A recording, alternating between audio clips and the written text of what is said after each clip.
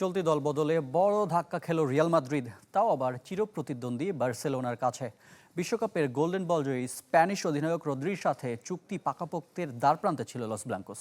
তবে শেষ মুহূর্তে বার্সা বস হ্যান্সি ফ্লিকের ফোন কলে সিদ্ধান্ত বদলে ফেলেন ম্যান সিটি মিডফিল্ডার। আর্থিক চুক্তির নিষ্পত্তি হলেই ব্লগরানা ডেরায় পাড়ি জমাবেন রদ্রি। নতুন মৌসুমে ম্যান সিটি ছাড়তে চান বিশ্বকাপের পরই জানিয়েছিলেন রদ্রি। বুধবার পর্যন্ত জোর গুঞ্জন ছিল রিয়ালে যাচ্ছেন বিশ্বকাপ জয়ী মিডফিল্ডার, কিন্তু বৃহস্পতিবারই বদলে যায় পরিস্থিতি। স্প্যানিয়ার্ডকে পাওয়ার রেসে যোগ দিয়েছে লস ব্ল্যাঙ্কোদের চিরপ্রতিদ্বন্দ্বী বার্সেলোনা। ইউরোপিয়ান গণমাধ্যমের দাবি, রদ্রির এমন ইউটার্নের নেপথ্যে কলকাঠি নেড়েছেন খোদ Barca coach Hansi Flick. Club কর্তৃপক্ষের পরিবর্তে নিজেই ফোন করে সেরেছেন আলোচনা, দিয়েছেন নিয়মিত খেলার নিশ্চয়তা। বাংলা কিউআর, যেখানে নগদ পেমেন্ট সেখানে। সারা দেশে 10 লাখেরও বেশি মার্চেন্টে নগদে পেমেন্ট করুন খুব সহজে।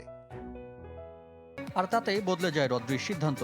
রিয়াল ছেড়ে পরবর্তী গন্তব্য হিসেবে বার্সাকেই বেছে নেন বিশ্বকাপ গোল্ডেন বল জয়ী তারকা। তার এজেন্ট পাওলো বারকুয়েরোর বরাত দিয়ে এমনটাই দাবি করেছে ব্রিটিশ গণমাধ্যম দ্য মিরর। মূলত এ মৌসুমে মিডফিল্ডার সংকটের কারণে রদ্রিকে পেতে উঠে পড়ে লেগেছে বার্সা। ইনজুরির পুনর্বাসনে কমপক্ষে 5 মাসের জন্য মাঠের বাইরে থাকতে হবে মাঝ মাঠের অন্যতম ভরসা ফ্র্যাঙ্কি ডি ইয়ংকে। ব্যালন ডিওর জয়ী রদ্রিকে দিয়ে সে শূন্যতা পূরণ করতে চায় ব্লগরানার। স্প্যানিশ তারকার সাথে এখনও 1 বছরের চুক্তি থাকলেও তাকে ছেড়ে দিতে রাজি ম্যানচেস্টার সিটি। তবে তার জন্য অন্তত 6 কোটি ইউরো চাই সিটিজেন্স। গণমাধ্যমের খবর, তা দিতে রাজি বার্সেলোনা।